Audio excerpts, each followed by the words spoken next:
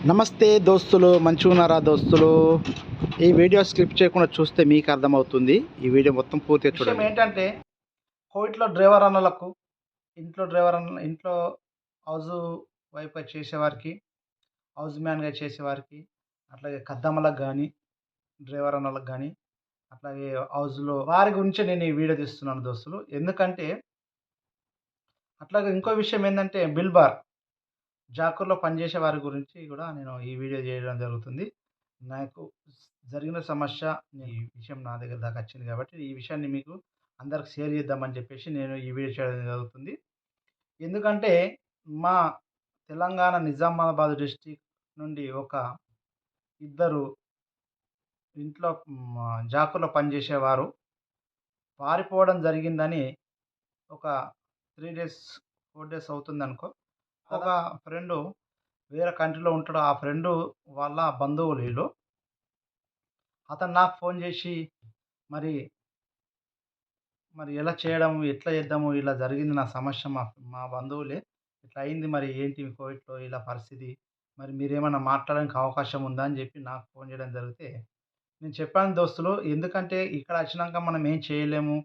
ఇక్కడ ఏం చేసినా మనం పోయి మాట్లాడడానికి ఉండది. ఆ! వాళ్ళేమంటారంటే కోవిడ్‌లో మాలిక్ షుగర్‌లు ఇంత మెను అంటారు డైరెక్ట్. మీరెవరు? ఎందుకొచ్చినావు? దేని గురించి వచ్చినావు? అని చెప్పేసి మనల్ని అడుగుతాడు. అందుగురించి మనం ఏం చెప్పలేము కాబట్టి మనతోటి అయ్యే సహాయం చేశాను. చేయలేని కాదు. చేశాను. అది గూడా నేను మొత్తం మీకు వివరిస్తాను ఈ వీడియోలో. ఈ ఈ ఎందుకంటే కాకపోతే మనం చేసే తప్పు ఒకటే. డ్రైవర్ అన్నలు గానీ, ఇంట్లో పనిచేసేవారు గానీ, కద్దమ్మలు గానీ, అట్లాగే జాకూర్‌లో పనిచేసేవారు గానీ, మీ ఈ తప్పు పని చేయకండి. ఎందుకు మీరు పారిపోవడం?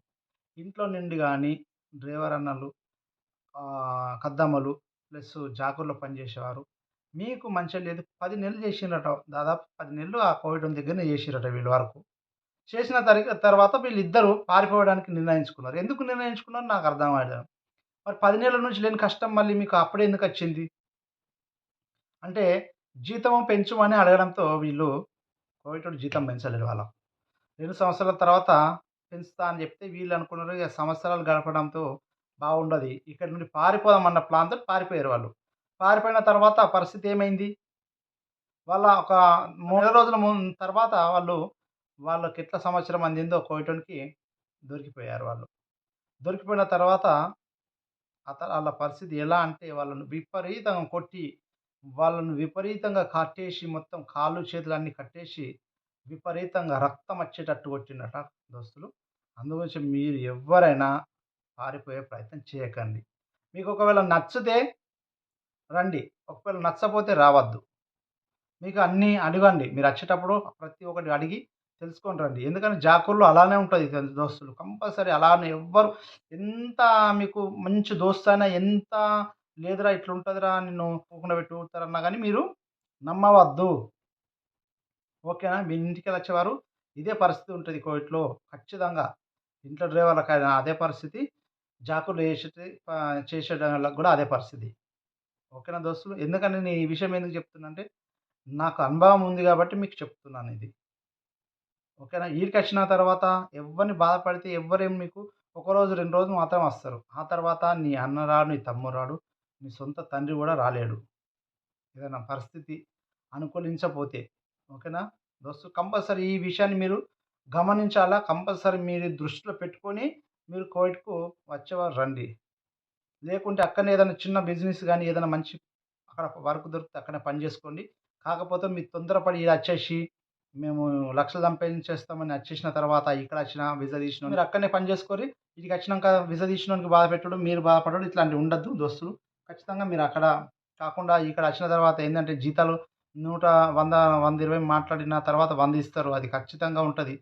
వీళ్ళేందంటే ఖచ్చితంగా మీరనుకుంటారు కొద్దిమంది చెప్తారు. మా కోవిడ్ ఇట్లా, అట్లా అవన్నీ కాదు పని.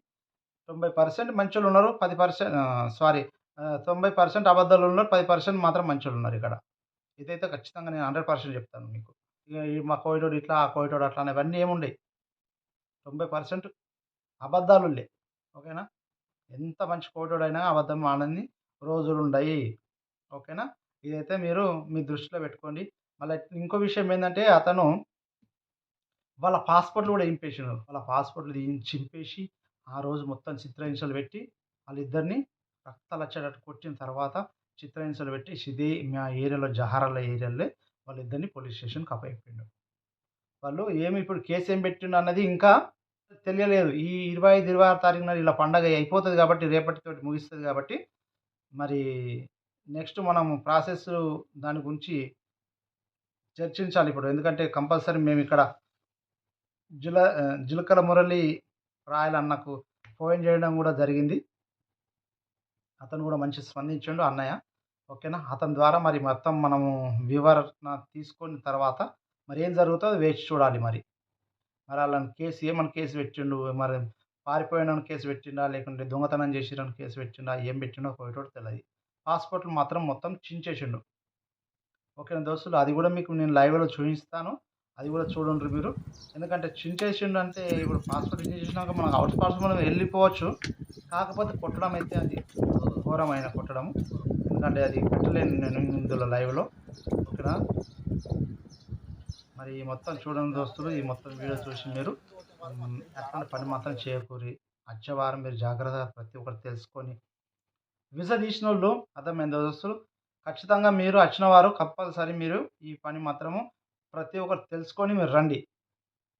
వీసా తీసిన అతను ఖచ్చితంగా బరువు బాధ్యతలు తీసుకొని బరువు బాధ్యతలు అంటే ఇట్లా అంటే మంచి చెడు జరిగినప్పుడు ఖచ్చితంగా అతను బరువు బాధ్యత తీసుకొని మాట్లాడేంత అవకాశం ఉండి మాట్లాడేంత కెపాసిటీ ఉంటే మాత్రమే వీసా తీయండి. లేకుంటే వీసా తీయడానికి తీయకూరి. అట్లాంటి వాళ్ళు మస్తున్నారు. అర్థమైందా? అట్లాంటి వాళ్ళు చాలా మంది ఉన్నారు కోవిడ్‌లో. వీసా తీసిన తర్వాత బరువు బాధ్యతలు ఏం తీసుకోరు. వాళ్ళ దగ్గరికి వెళ్లరు. వాళ్ళతోని మాట్లాడరు. ఓకేనా.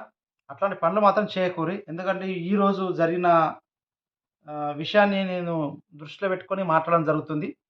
కానీ ఖచ్చితంగా ఎందుకంటే మీరు వీసా తీసేవారు ఎట్లాంటిది జాకూరైనా, గొర్రెల దగ్గరైనా, ఎక్కడైనా గానీ చూసి తీయండి. మరి ఆడు కోయటోడు మంచోడా? కాదా? ఆడు కొడతాడా? తిడతాడా? అన్నదని కూడా మొత్తం చూసి తీస్తే బావుంటది దోస్తులు. ఎందుకంటే ఇట్లా చేయొద్దు.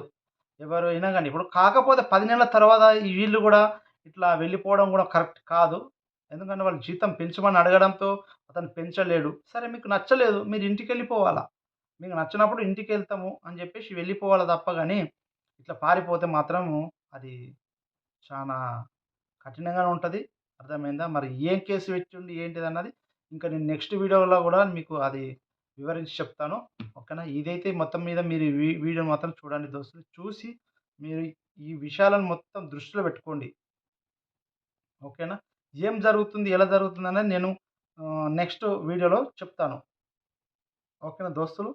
ఖచ్చితంగా మీరు ఈ వీడియోను మొత్తం పూర్తిగా చూడండి. సబ్స్క్రైబ్ చేయండి, షేర్ చేయండి. మీకు ఈ వీడియో నచ్చితే అట్లాగే కామెంట్ కూడా చేయండి. మీరు మీరు కామెంట్ చేసేదాన్ని మీకెళ్ళి కూడా నాకు మీతోటి ఇంకా ఏం చెప్పాలి, ఏం మాట్లాడాలన్నదని విషయం కూడా నాకు అర్థమవుతది. ఖచ్చితంగా కామెంట్ చేయండి.